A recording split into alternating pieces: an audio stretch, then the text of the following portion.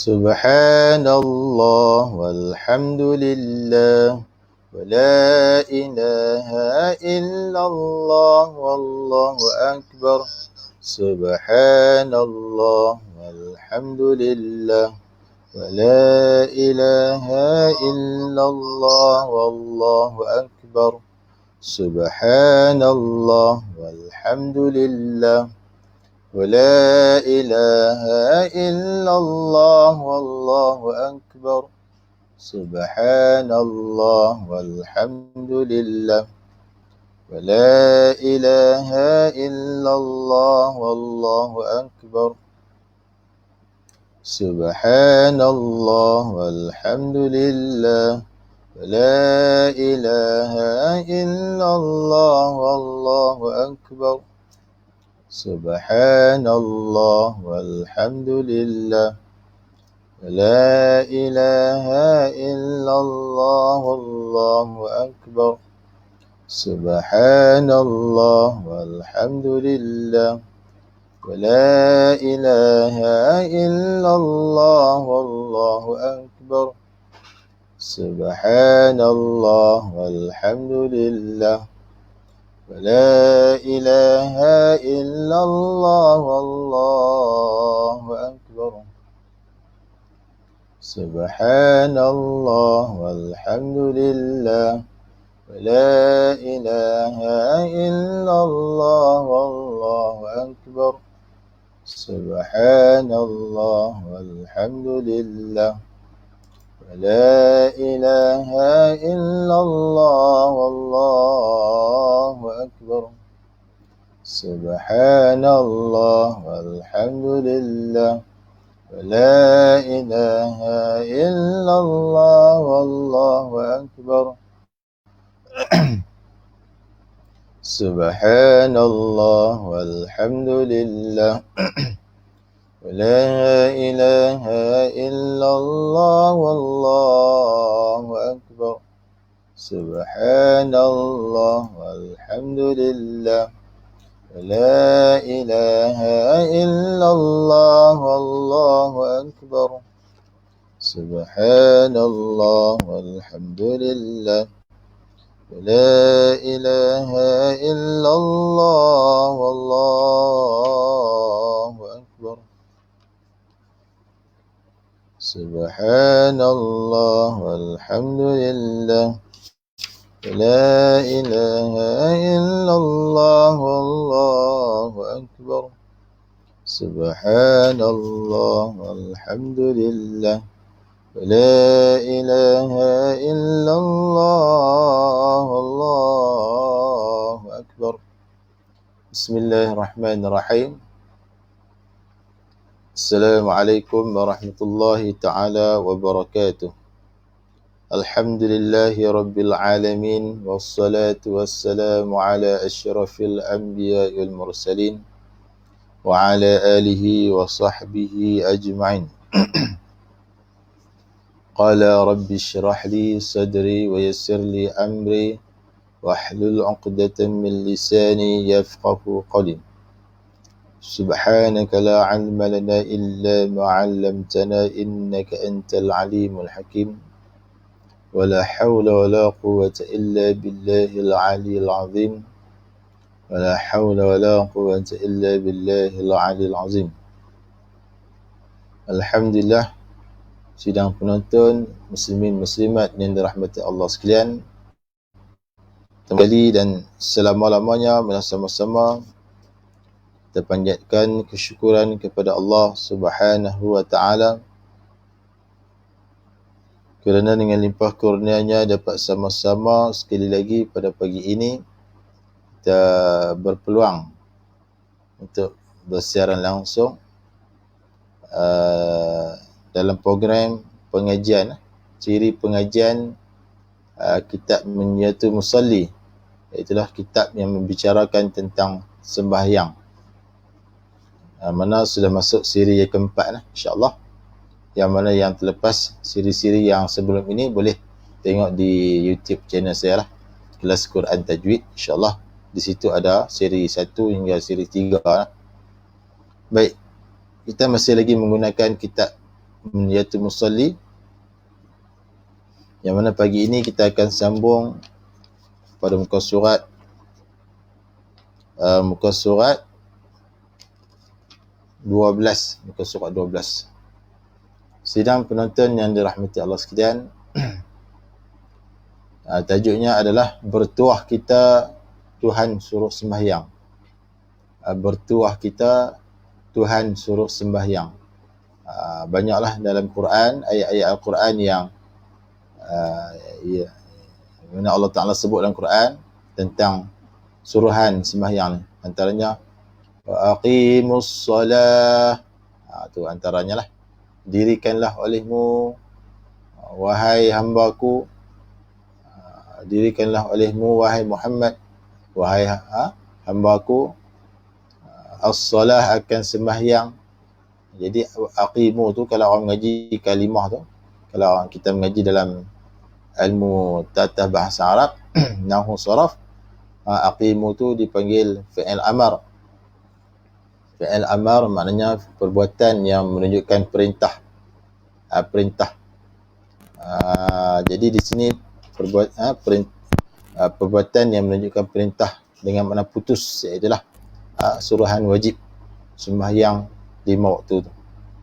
Wa aqimus solah, dan dirikanlah olehmu wahai Muhammad. Bila sebut Muhammad tu terkenal kepada kita jugalah sebagai umat dia. Dirikanlah olehmu akan sembahyang. Jadi di situ fi'il amar bererti suruhan, perintah wajib. Jadi wajib kamu mendirikan sembahyang. Banyaklah ayat-ayat Quran yang menunjukkan kata Allah Ta'ala sebut berulang-ulang menunjukkan kata perkara tersebut adalah penting dan wajib dilakukan, iaitu sembahyang. Antara perkara yang disuruh adalah sembahyang. Jadi bertuahlah kita Tuhan suruh sembahyang. Qala musannif rahimahullahu ta'ala, tahulah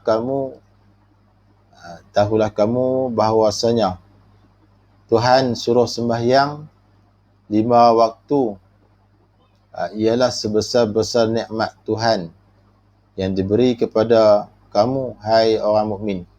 Jadi sembahyang tu kita jangan rasa berat, kita jangan rasa susah.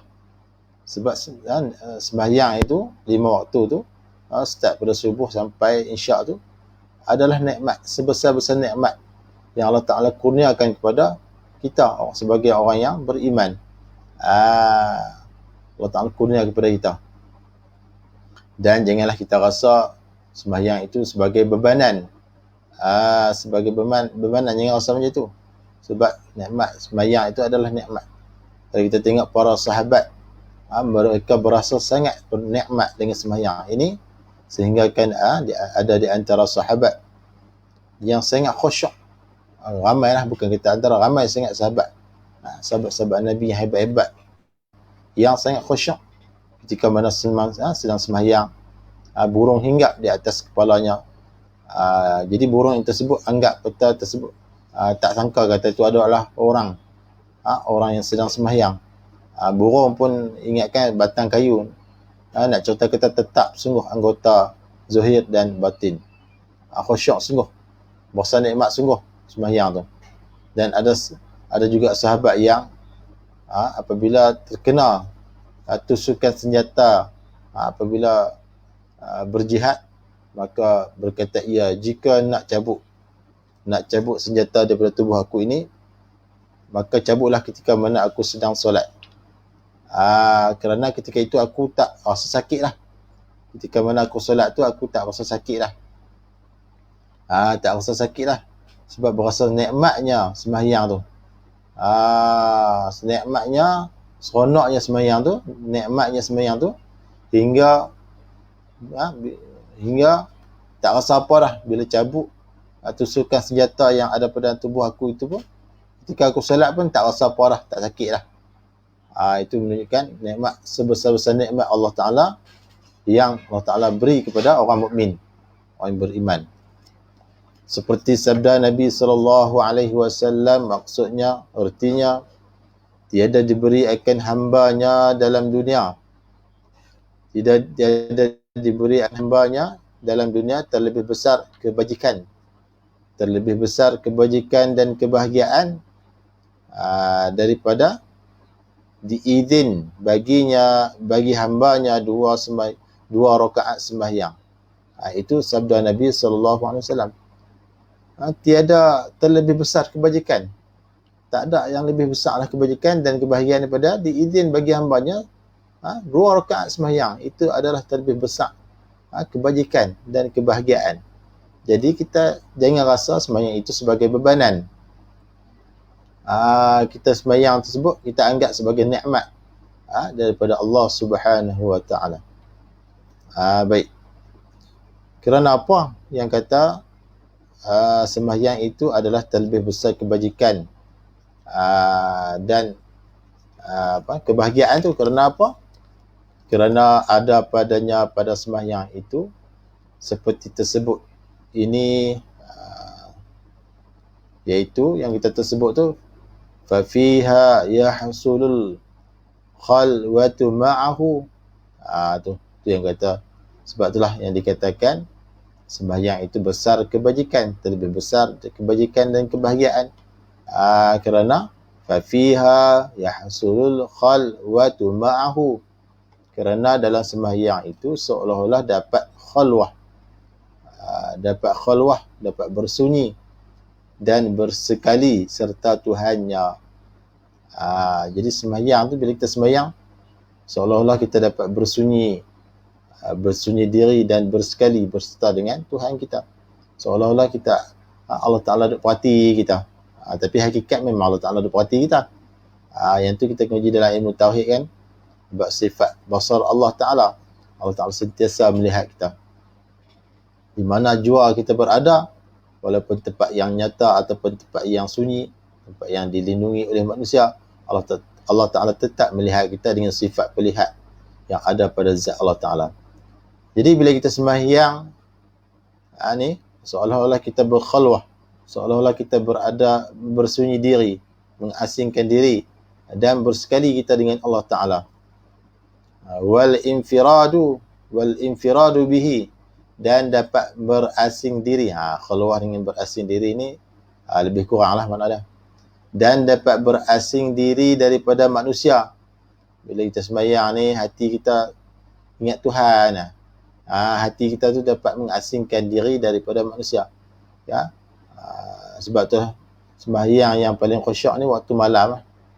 Waktu malam ketika mana kita bangun daripada tidur, pukul 3 pagi ke 4 pagi, bila kita sembahyang, masa tu kita akan berasa kita ni dengan Tuhan saja, orang lain tak ada.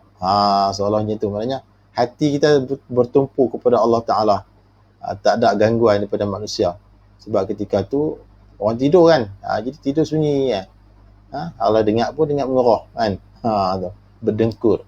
Yang tak dengar bunyi bising apa.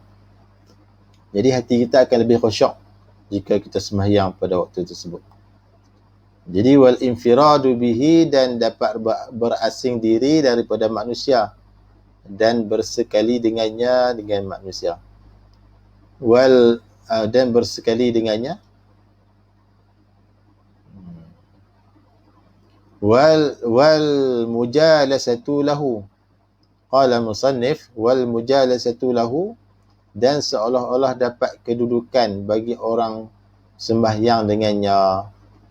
Seolah-olah dapat bersekedudukan, dapat pangkat serupa orang yang sembahyang dengannya. Baik.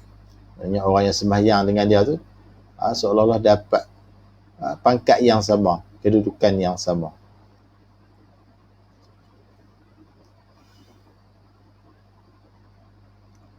Wal inqita'u ilaihi, dan memutus diri orang sembahyang, dan memutus diri orang yang sembahyang daripada manusia, dan menghadap kepadanya, kepada Allah Subhanahu wa Ta'ala. Memutus diri, lebih kurang juga mengasingkan diri ya. Dan dapat menghadap kepadanya, kepada Allah Rabbul Alamin. Qala musannif wa fiha turfa'u an qulubihimul hujuba wal astara. Artinya dan dapat dalam sembahyang ini, sembahyang tadi tu lah, yang kata sebesar-besar nikmat tu, dan dapat dalam sembahyang ini mengangkat apa ni? Mengangkatkan daripada hati mereka itu akan dinding, mengangkat, membuka daripada hati mereka itu, orang yang sembahyang tu akan dinding dan takbir ataupun di penghijab dinding. Bila kita sembahyang dalam keadaan hati khusyuk, dengan ada sifat tazallul, menghina diri, tadabbur, memperhati bacaan-bacaan yang kita baca dalam solat tu. Baik. Jadi dapat mengangkatkan hati kita tu daripada terdinding antara manusia dengan Tuhan. Jadi hati kita ini akan bertumpu dengan Allah Subhanahu. Hati kita ni akan dapat bertumpu dengan Allah Subhanahu wa taala. Maksud di sini adalah khusyuk lah. Hati kita tu akan jadi tetap, jadi khusyuk. Seolah-olah kita duduk bercakap-cakap dengan Allah Subhanahu wa taala. Tu. Wa tujla fiha haqa'iqul asyrari. Dan nyata dalam sembahyang segala hakikat rahsia Tuhan yang tertutup. Jadi dalam sembahyang kita setengah pilihan Tuhan lah. Bukan semua orang dapat ni. Setengah pilihan Tuhan. Nyatalah dalam sembahyang tu segala hakikat rahsia Tuhan yang tertutup. Tu seperti mana yang berlaku pada seorang artis, kalau tak silap saya, nama apa lah. Perempuan, lupa dah nama dah. Dia kata masa dia sembahyang tu, masa hari dia sembahyang tu, sebelum dia berhijrah jadi seorang mukmin yang lebih baik tu, masa dalam sujud dia tu, dia nampak seorang perempuan digantung dalam api dan dibakar. Tu yang mana perempuan tersebut adalah diri dia sendiri. Jadi dia menangis. Dia menangis sungguh-sungguh lah. Sangat takut kepada azab Allah Subhanahu wa taala. Itu antara rahsia-rahsia yang Allah Taala zuhirkan dalam sembahyang. Allah Taala bagi nampak. Allah Taala hati dia tu, Allah Taala buka dinding, bagi nampak tentang penyiasaan Allah Taala, buat gambaran Allah Taala, buat gambaran, bagi nampak macam tu. Sebab Allah Taala kasih kepada dia. Allah Taala kasih kepada seseorang itu, Allah Taala bagi dia sedar, bagi dia hidayah agar dia bertaubat kepada Allah Subhanahu wa taala.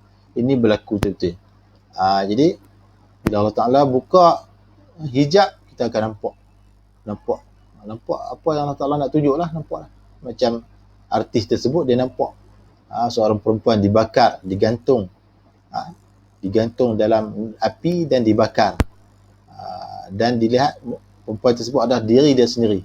Mana selepas daripada tersebut dia menangis dan dia bertaubat kepada Allah Subhanahu wa taala. Dia takut dengan azab Allah Subhanahu wa taala. Itu antara contoh Allah Taala membuka hijab pada seseorang yang ia kehendaki. Bukan semua orang dapat. Kita duduk sembahyang hari pun kita tak dapat kan. Minta Allah Taala kurniakan kepada kita, boleh nampak agar menjadi asbab kita, agar menjadikan kita ni seorang yang bertaubat kerana takut kepada azab Allah Subhanahu wa taala.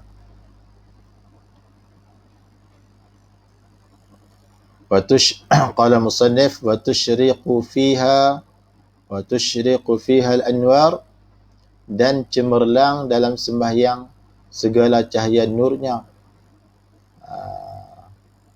Dan cemerlang dalam sembahyang segala cahaya nurnya. Jadi orang yang sembahyang ni dikatakan orang yang cemerlang, orang yang berjaya. dengan segala cahaya nurnya, cahaya nurnya, cahaya petunjuk, cahaya hidayah yang diberikan oleh Allah Subhanahu wa taala. Seperti mana muazzin tu azan tu lah. Hayya 'alas salah, marilah sembahyang. Tu muazzin tu kembang duk panggil kita sembahyang lah. Hayya 'alal falah, marilah menuju kejayaan. Jadi orang yang sembahyang ni dikatakan orang yang berjaya, orang yang sembahyang.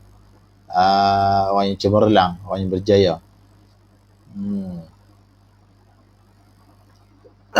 Wa fiha qala musannif wa fiha takunul munajatu wal musafatu. Dan dalam sembahyang pula dengan mana jugalah. Dan dalam sembahyang pula ini juga dapat munajat dan berbisik-bisik hamba dengan Tuhannya. Jadi dalam sembahyang tu kita dapat berbisik-bisik dengan Allah. Seolah-olah kita duk cakap dengan Allah dalam sembahyang. Bila hati kita khusyuk, hati kita ni bertumpu kepada Allah. Seolah-olah kita bercakap dengan Allah. Seolah-olah kita berbisik-bisik dengan Allah. Itu dipanggil bermunajat. Bermunajat. Kita bermunajat kepada Allah. Tu maknanya hati kita tu duk bertumpu kepada Allah sepenuhnya. Kita seolah-olah kita duk cakap dengan Allah Ta'ala. Seolah-olah macam tu. Dan juga suka hatinya. Hati seseorang yang bermunajat kepada Allah tu seolah-olah berbisik-bisik, bercakap-cakap dengan Allah Ta'ala. Qala musannif wa hiya silatu bainal 'abdi wa rabbih 'azza wa jalla. Dan sembahyang itu juga dapat menghubung antara hamba dan Tuhan Azza wa Jalla. Bila sembahyang ni, kita automatik akan ingat Allah Subhanahu wa taala. Tapi kalau kita lepas sembahyang ni, kadang-kadang kita ingat bab dunia lah. Kita ingat bab dunia. Sebab tu seelok-eloknya kita kena ingat Allah Subhanahu wa taala sentiasa. Ketika dalam sembahyang lebih-lebih lagi lah. Di luar sembahyang pun kena ingat juga. Kita tengok kita tengok keindahan alam ini Allah Ta'ala punya. Semua tu Allah Ta'ala punya. Hati kita sentiasa ingat kepada Allah Subhanahu wa ta'ala. Jangan ingat Allah ini dalam ketika sembahyang sahaja. Kita sebagai hamba Allah, kita nak Allah Ta'ala kasih kepada kita, kita kena ingat kepada Allah Subhanahu wa ta'ala sentiasa. Barulah Allah Ta'ala tidak lupa kepada kita. Kalau kita ingat Allah Ta'ala dalam sembahyang saja, maka dalam sembahyang sahajalah Allah Ta'ala ingat kita. Waktu lain Allah Ta'ala tak ingat. Tapi kita nak Allah Ta'ala ingat sentiasa kepada kita, kita dulu kena ingat Allah Ta'ala sentiasa mengingati dia. Qala al-musannifu rahimahullahu ta'ala. Okey. Tajuk yang seterusnya, menghadap hamba dalam sembahyang. Menghadap hamba dalam sembahyang. Kata Muhammad bin Ali Tirmidzi boleh. Tirmidzi radhiyallahu anhu. Kata Muhammad bin Ali Tirmidzi radhiyallahu anhu. Sembahyang itu tiang agama. Bermula sembahyang itu tiang agama. Dan ialah sembahyang kata tiang agama tu mula-mula difardu di atas manusia. Yang kata kita sembahyang tu adalah tiang agama kita. Tiang. Seolah-olah rumah lah. Kalau kita buat rumah kena ada tiang. Kalau tak ada tiang, macam mana rumah tu nak didirikan?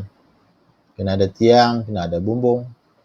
Jadi sembahyang tu diibaratkan seperti mana tiang agama. Jadi kalau tak sembahyang, maknanya tidak ada tiang agama kita. Jadi maknanya agama kita tidak akan sempurna sekiranya tidak ada tiang, iaitulah sembahyang. Sembahyang itu adalah tiang agama. Jadi janganlah kita meruntuhkan agama kita dengan kita meninggalkan solat.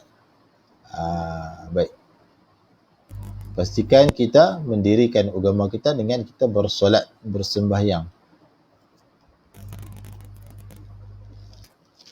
Qala musannif rahimahullahu ta'ala, bermula sembahyang berhadap Allah atas hambanya. Berhadap ini mewajibkan Allah atas hambanya dengan beri rahmat. Rahmat ni maknanya kasih sayang. Kata guru saya, rahmat dan nikmat tu satu makna. Bermula sembahyang itu berhadap, yakni mewajibkan Allah Ta'ala atas hambanya dengan beri rahmat.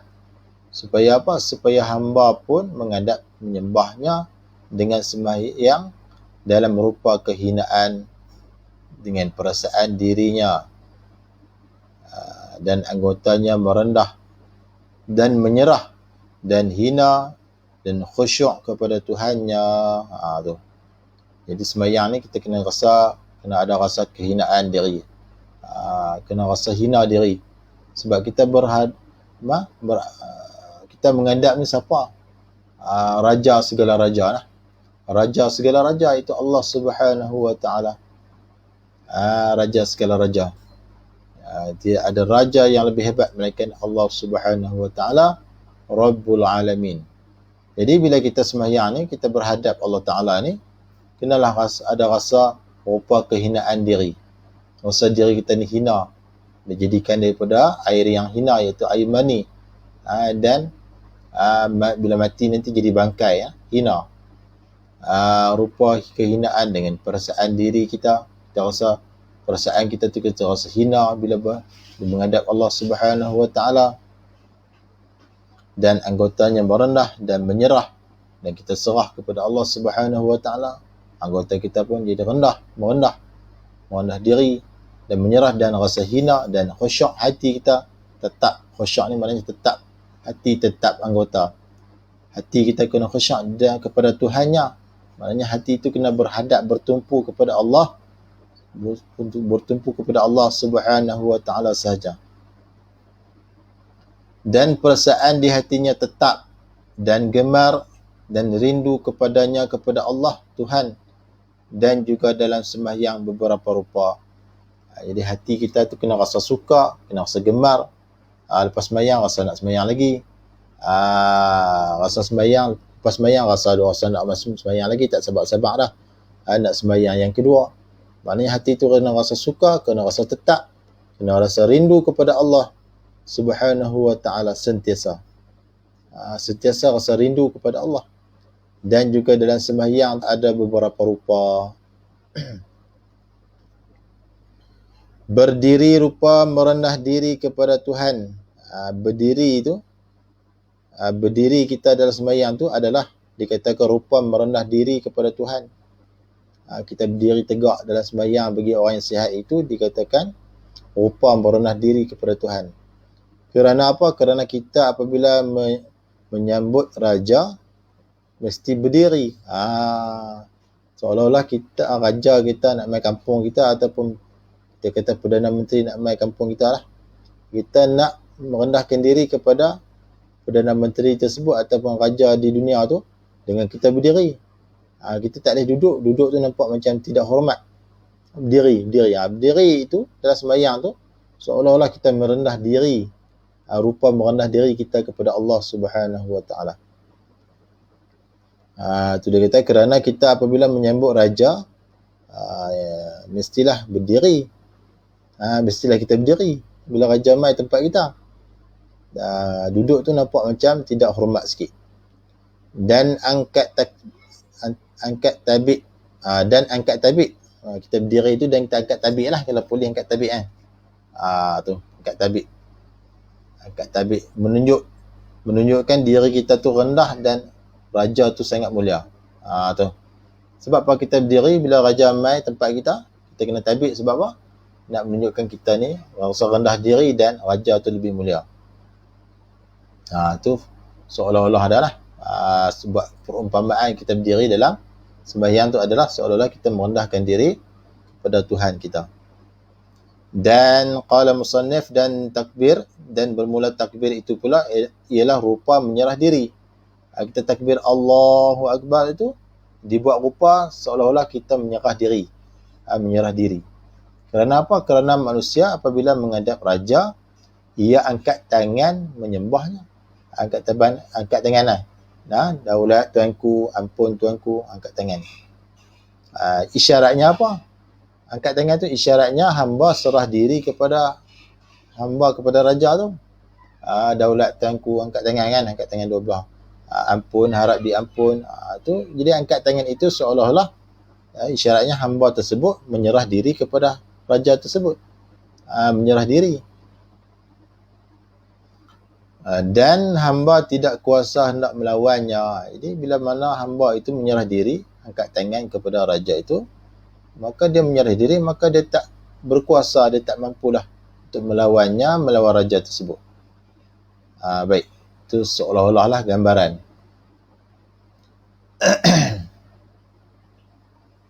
Dan pujian-pujian dan bacaan, pujian-pujian, alhamdulillah, pujian-pujian dan bacaan rupa menghina diri.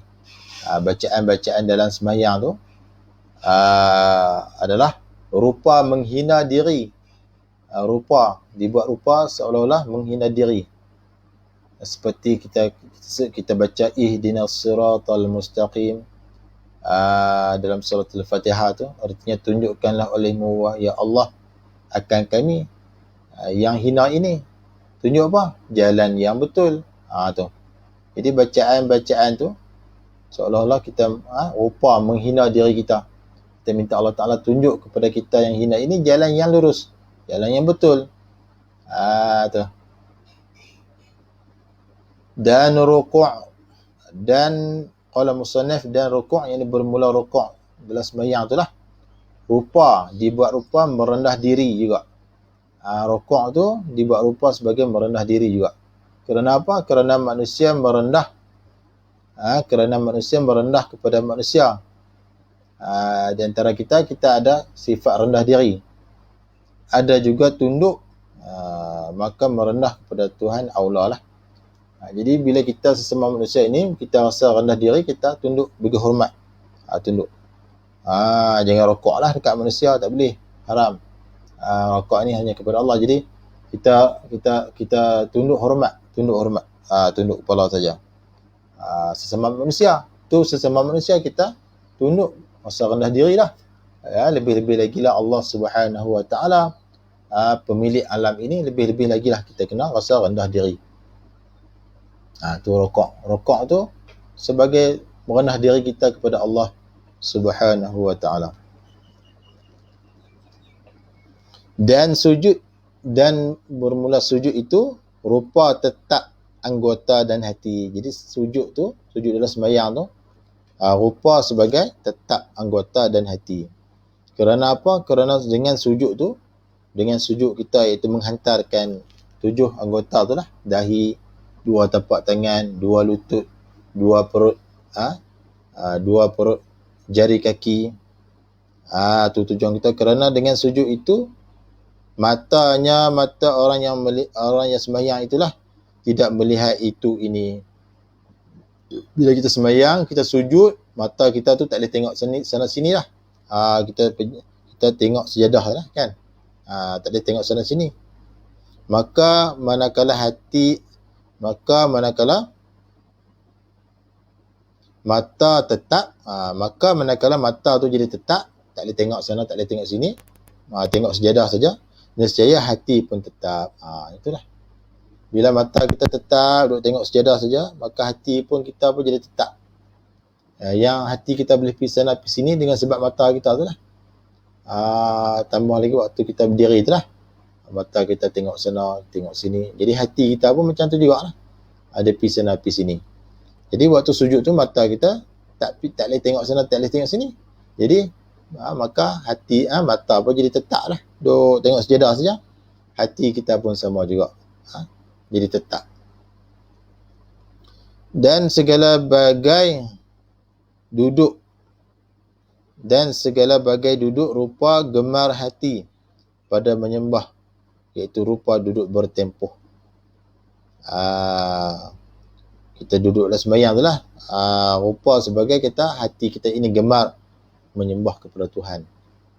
Iaitulah duduk bertempoh. Baik.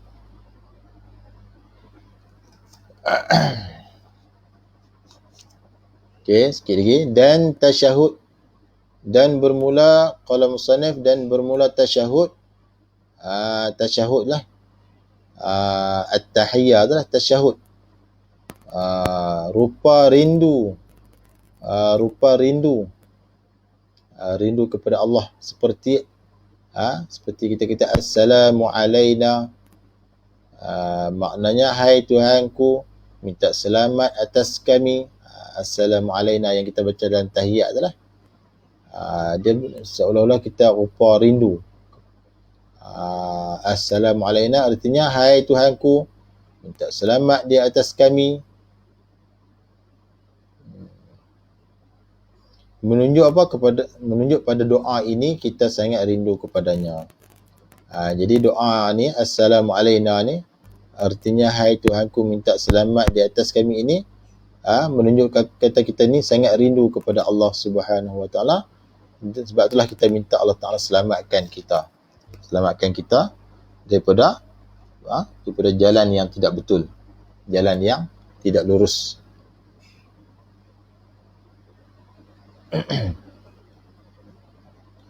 Dan menyembah kita dengan sembahyang. Dan menyembah kita dengan sembahyang tu pada rupa ini. Faedahnya. Jadi segala rupa yang terdapat dalam sembahyang itu, itulah faedahnya. Itulah faedahnya yang kita telah sebut sebentar tadi.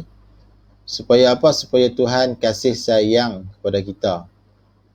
Supaya Tuhan sayang kepada kita dan hampir dengan kita. Dan Allah Ta'ala tu hampir dengan kita, bukan hampir zat dia tu. Sebab zat Allah Ta'ala ni bukan sama macam makhluk. Hampir, hati kita tu hampir dengan Allah Ta'ala. Dan terima sembahyang kita. Mudah-mudahan Allah Ta'ala terima sembahyang kita selama ni. Dan juga tahu kita daripada itu, daripada yang tersebut tadi tu, tak adalah pekerjaan agama yang terlebih nikmat daripada ini sembahyang yang dinama dengan tiang agama. Jadi secara kesimpulannya, apa yang telah kita ceritakan tadi, tak ada lah pekerjaan agama yang terlebih besar, yang terlebih nikmat, yang terlebih suka, melainkan sembahyang yang dinamakan tiang agama. Itu kesimpulannya. Jadi nak kita sembahyang itu, kita kena rasa nikmat yang begitu besar yang Allah Ta'ala bagi kepada kita, bukanlah sebagai bebanan. Jadi kita kena rasa macam tu sebagai orang yang beriman. Jadi sekadar itu dulu para penonton yang dirahmati Allah sekalian. Pengajian kita, kitab Munyatul Musalli, insya-Allah kita akan sambung pula pada minggu hadapan, hari Khamis pukul 7 pagi insya-Allah. Jadi sekadar itu dulu yang baik daripada Allah Subhanahu Wa Taala. Yang kurang tu dan yang lemah tu daripada kelemahan diri saya sendiri. Mudah-mudahan kita dapat ambil iktibar, ambil pengajaran daripada apa yang telah saya bacakan sebentar tadi berkaitan dengan sembahyang. Jadi pastikan kita usahalah ke mana pun bagi hati kita tu jadi khusyuk, tetap mata hati, tetap anggota. Dan dalam sembahyang tu kita kena ada rasa rina diri, kena ada rasa rindu kepada Allah, kena ada rasa rendah diri dan sebagainya. Mudah-mudahan sembahyang kita yang kita buat selama ni diterima oleh Allah Subhanahu Wa Taala insya-Allah. Baik, jadi sekadar itu dulu. Aqulu qawli hadza wa astaghfirullahal azim li wa lakum. Wassalamualaikum warahmatullahi wabarakatuh.